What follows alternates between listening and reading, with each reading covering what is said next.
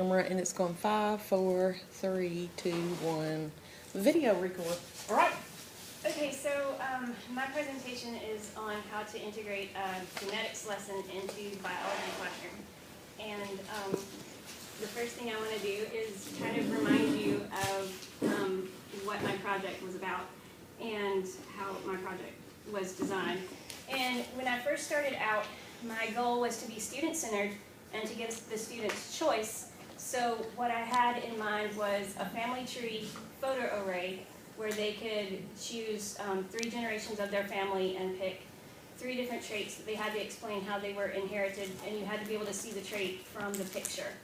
Or they could do a video presentation of a genetic disorder where they researched the disorder and they made a poster or a PowerPoint and then made a video to go along with that where they explained the whole deal. And that was kind of the basic outline of my project. And then as we got more into the curriculum part of our lit review and all, I found a couple of studies that were interesting as far as how they outlined what needed to be in a biological curriculum. And the first thing was that in order for students to process, they need to make the learning memorable, and they also need to be engaged, and it needs to be fun. And you have to also make real-world academic information. So you have to make the connections because it's easier for students to synthesize that information, it's easier for them to understand it, it's easier for them to break it down, and it's also easier for them to remember what you have said.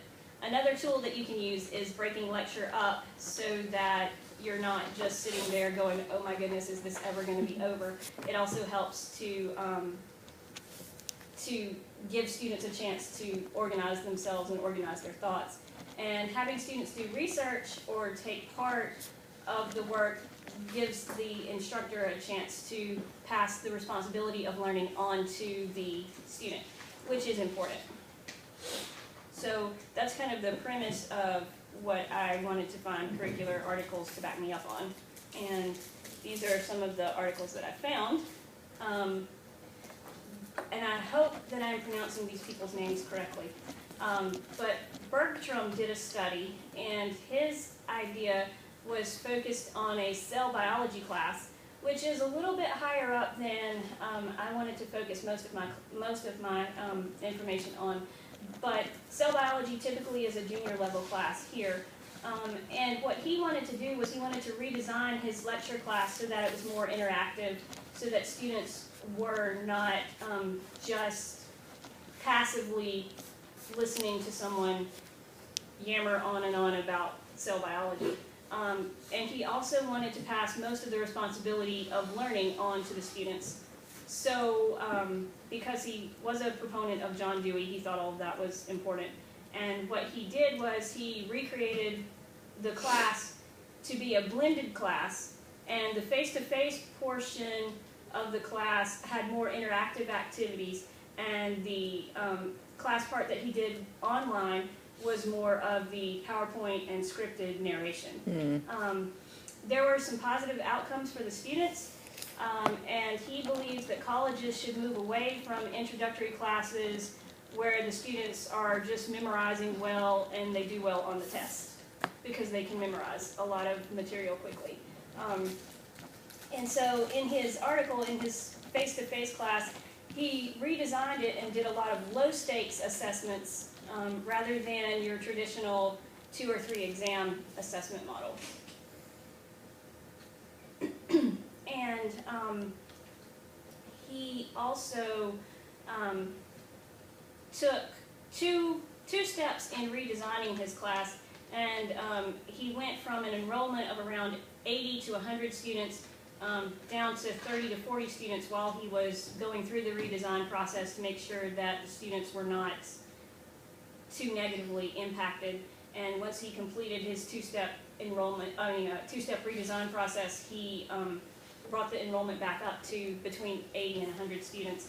The article was not very clear as to exactly which steps happened in which class, But what he did was he wanted to make sure that the students didn't have too much of a workload. He wanted their workload to be comparable to what the lecture class would be. And he also wanted to ensure that the class activities were on learning rather than just kind of going along with what the lecture or the PowerPoint that had been scripted on the website already said. So he put a lot of time and energy into it. His article had a lot of graphics. So if graphics are your thing, I highly recommend you check out his article. He also wanted to give students a chance to demonstrate their focus on their assessments by writing rather than just multiple choice tests, which I thought was a good idea because a lot of times you're focused on just a multiple choice assessment and that doesn't really show what you've learned, that just shows what you can regurgitate. The biggest points that I took away with that were some of the ways that the students were doing activities. And so they had what they called the muddiest point, and that's when students came into class, they had a question written down on an index card, and they would turn that card in. They were given scores, and he wasn't really clear what the point breakdown was for his grading method here, but those index cards or those questions would spark an in-class discussion for 10 or 15 minutes so that the students had a chance to clear up something that they didn't understand from the PowerPoints or from the assigned reading from the textbook. And then they had a group activity, and he would put them in groups of 3 to 5, and they would turn in one answer on an index card, and all the members would sign it, and that's how they were graded on that. So you can see from this, there were a real variety. He even had clicker questions, and I kind of liked the way he did the clicker questions because his clicker questions were designed for short responses, which when I did my undergraduate work, none of my classes were using clicker, and so I don't know how easily this would be accessible for students like me or students who maybe have dyslexia. I don't know how accessible the clickers are for that sort of thing, but he did say that his clicker had a keyboard on it, and so they could actually write in short answers, and then they would discuss the questions, and then he would put the question up again. So if you answered it wrong the first time, you got a chance to redeem yourself and answer it more correctly the second time. And then he did crossword puzzles as a review online, and he kind of like used definitions, and then they would answer them as a quiz on like a My Courses type Blackboard activity for their score there. And he encouraged them to work together on the crossword puzzles, which I thought was a nice touch because he's encouraging them to actually get out and study with people. And then probably one of the best things that he did, in my opinion, was he had science literacy. So he had them write a 4 to 6 page paper, and he, in the example in the article, he equated it to Abraham Lincoln and an article that he showed them, or that he gave them about Lincoln and his possible problems with Morfont syndrome, which is a genetic inherited disorder. And then they had to write a response based on the reading and other things that could have been the reason, and if they believed Lincoln had that or not. And so that gave them a chance to kind of do some active research. And then he also had discussion forums online so that students could help each other. And in the way the article was written, it was a little unclear as to whether or not those forums were part of the original class, because he referenced them at the beginning, and then he went back and said, and when we restructured, we graded these. So I'm not sure if the original lecture class had those discussions or not.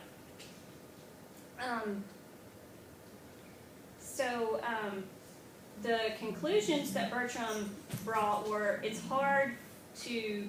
was really hard to quantify whether or not this type of class is truly better based on the test alone, because the way he did it was the tests were not equated the same. So, for example, a 100-point test in the traditional lecture class was only worth about 50 points in the redesigned class. So it was hard for me to draw an effective comparison there because the tests weren't weighted the same, which I understand why he weighted it that way, but it was kind of like comparing apples and oranges.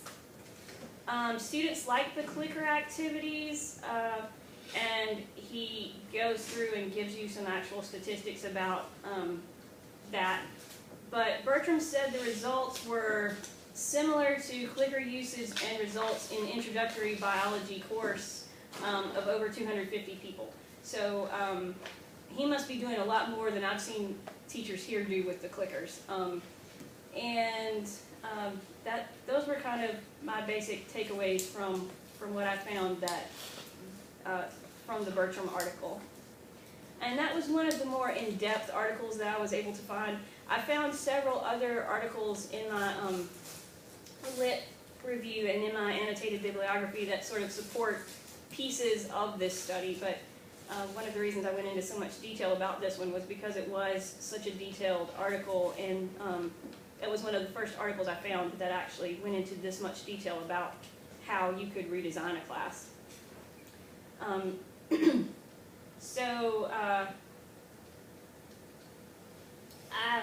The big takeaway here, though, for me was that you need to expect students to take responsibility for their learning. The instructor can't and shouldn't cover everything, and I think that's been lost in our common, or not so much common, but in our everyday language of no child left behind and all of that. Bertram mentions group activities, and I think that kind of made me rethink my genetics project a little bit, and you'll see that at the end of this. I'll go into that in a little bit more detail. Students can make connections to history with the example of Lincoln, and so we should expect them to be able to make other connections, possibly to literature or to one's quality of life. And if we guide them in the way to make those connections, it makes biology become more real to them. So the problem, though, is that so many universities have large classes because of limited faculty resources and high enrollment numbers. So what are we to do with that? And there was an article by Morant and his team of researchers, and I'm not going to try to mention all of them because there were about 10 authors in that study. And they wanted to redesign an introductory level biology class, which is something I'm pretty passionate about when it comes to college level classes. They wanted to make it more engaging and more beneficial to the students, so they tried to move away from just knowledge and recall, and they wanted to make it more along the synthesis line in Bloom's taxonomy. They also wanted to focus more on oral communication skills, so they redesigned their class, and they also were taking into account the class size at the universities. I believe, if I'm remembering correctly, their study was in Canada. And so what they did was they took their class and they made it into a 2-series class instead of a one semester class. And they gave the students more projects, they gave the students more presentations. Sort of like we had to do our presentation in here, they assigned different topics for the students, and they concentrated a lot more on written assignments than tests, and a lot more on small group lab type activities. The results were that the students preferred it, but I don't know in the long term if they've been able to keep that up. Another thing is, could biology benefit from some technology? And this article took the idea that a lot of classes in biology, this was done by Hollowell, and they wanted to do a longitudinal study, so they chose 3 classes and they studied those over 3 years to integrate lab components that utilize real-world skills and real world situations